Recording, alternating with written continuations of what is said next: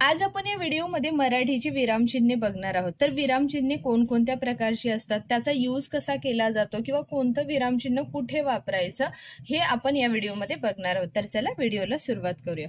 आपण जेव्हा बोलतो तेव्हा मधून मधून कमी अधिक प्रमाणात थांबत असतो। म्हणजे ज्यावेळेस आपण बोलतो त्यावेळेस आपण थोड्या जास्त वेळासाठी कधी थांबतो तर कधी थोड्या कमी वेळासाठी थांबतो। या थांबण्याला विराम असं म्हणतात। विराम करणं म्हणजे काय, थोडा स्टॉप घेणं। मात्र हा विराम विविध खुणांनी दर्शवला जातो। पण आपलं हे जे थांबणं आहे बोलताना हे वेगवेगळ्या खुणा म्हणजेच काय सिंबॉलने दर्शवलं जातं किंवा दाखवलं जातं।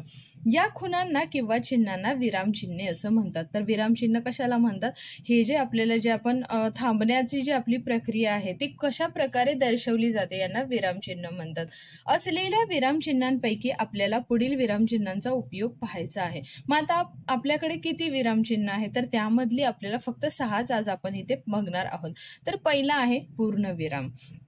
आता पूर्णविराम म्हणजेच काय, तर फुल स्टॉप। वाक्य पूर्ण झाले आहे हे दाखवण्याकरता ह्या चिन्हाचा उपयोग वाक्याच्या शेवटी करतात। आता पूर्णविराम कधी करतात, जर माझं एखादं वाक्य बोलून झालेलं आहे तर ज्या वेळेस मी पूर्णपणे थांबणार आहे त्यावेळेस काय होणार आहे, तर आपला फुल स्टॉप येणार आहे म्हणजे पूर्णविराम। बस आता इथे थांबले। उदाहरणार्थ जान्हवी गावाला गेली। सो इथे थांबणार आहे, जान्हवी गावाला गेली, पूर्ण झालेलं आहे माझं वाक्य बोलून।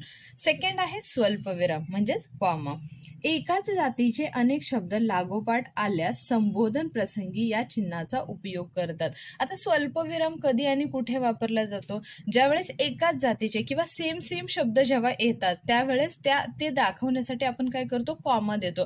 कॉमाचा अर्थ काय, तर आपल्याला थोडं थांबायचं आहे। पूर्ण विरामच्या वेळेस आपण पूर्ण थांबणार आहोत, पण स्वल्पविराम ज्यावेळेस असणार आहे त्यावेळेस आपल्याला थोडं म्हणजे त्याची जी स्पीड आहे ती हलकी करायची आहे आणि बोलायचं। जसं की आमच्या घरात लिंबू, आंबे, सफरचंद व मोसंबी आहेत। सो आपण काय केलं, इथं पूर्ण थांबलो का, नाही आहेत म्हटल्यावर आपण पूर्ण थांबलो, पण जेव्हा कॉमा आला त्यावेळेस काय केलं आपण, तर थोडं थांबलो होतो। त्यानंतर थर्ड नंबर आहे उद्गार चिन्ह। मनातील भावना व्यक्त करणाऱ्या शब्दाच्या शेवटी या चिन्हाचा उपयोग करतात। म्हणजे आपल्या मनामध्ये काय आहे, राग आहे, प्रेम आहे, द्वेष आहे, दुःख आहे, आनंद आहे, हे जेव्हा आपण व्यक्त करणार आहोत, समोरच्याला एक्सप्रेस करणार आहोत त्यावेळेस याचा उपयोग केला जातो। आता उद्गार चिन्ह म्हणजे काय बोलतात, तर एक्सक्लेमेशन मार्क। उदाहरणार्थ शाब्बास, छान गातोस, आहा काय हे दृश्य, शाब्बास तू हे जिंकलंस, किंवा छान गातोस। सो इथे काय आहे, आपल्या मनामध्ये जे भाव आहेत, जसं की आनंदाचे भाव आहेत, दुःखाचे असतील ते अरे रे हे काय झालं तुझ्यासोबत, किंवा एखादा आनंदाचा क्षण, आहा हा तुझ्यासारखं कुणीच नाही गाऊ शकत, किंवा काय हे दृश्य म्हणजे याच्यासारखं मी पाहिलंच नाही।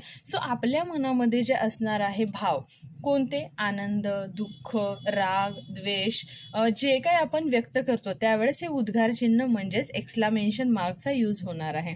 त्यानंतर आहे प्रश्नार्थक म्हणजेच क्वेश्चन मार्क। समोरच्याला प्रश्न विचारायचा असेल तर वाक्याच्या शेवटी प्रश्नार्थक चिन्हाचा वापर करतात किंवा करा।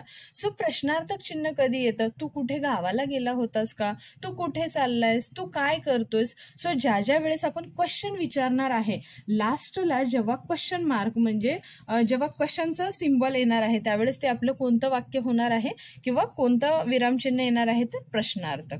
त्यानंतर 5th नंबर आहे अवतरण चिन्ह। आता इथे आहे अवतरण चिन्ह काय आहे, तर सिंगल। सो ह्याला काय म्हणतात, inverted comma, single inverted comma. आता सिंगल कधी वापरला जातो आणि डबल कधी वापरला जातो, एखाद्या शब्दावर जोर देताना एकेरी अवतरण चिन्हाचा वापर करतात, म्हणजे सिंगल इन्व्हर्टेड कॉमाचा वापर करतात। एखादा शब्द आपल्याला दाखवायचा आहे की जो इम्पॉर्टंट आहे, जसं की संदेश जयपूर या गावाला गेला। संदेश गावाला गेलाय पण त्याच्यामधलं गाव कोणतं आहे इम्पॉर्टंट, तर त्याचं नाव आहे जयपूर। सो हे जयपूर दाखवायचं आहे। किंवा एखादा लेखक असतो, लेखकाचं नाव म्हणजे उपनाम जे असतं, सो त्याच्यावरती किंवा एखाद्या लेखकाने लिहिलेलं जे पुस्तक असतं जे आपल्याला हायलाईट करायचं आहे, हायलाईट करणारे जे शब्द येतात ते आपल्याला अवतरण चिन्ह म्हणजे सिंगल इन्व्हर्टेड कॉमामध्ये येतात। त्यानंतर आहे अवतरण चिन्ह जे डबल असणार आहे, म्हणजेच काय, डबल इन्व्हर्टेड कॉमा। बोलणाऱ्याच्या तोंडचे वाक्य जसेच्या तसे लिहिताना दुहेरी अवतरण चिन्हाचा वापर करतात. आता पहिल्या अवतरण चिन्हामध्ये काय केलं तर आपण तर जी एक गोष्ट होती जी इम्पॉर्टंट होती त्याच्यावरती जोर दिला, म्हणजे त्या गोष्टीला हायलाईट केलं.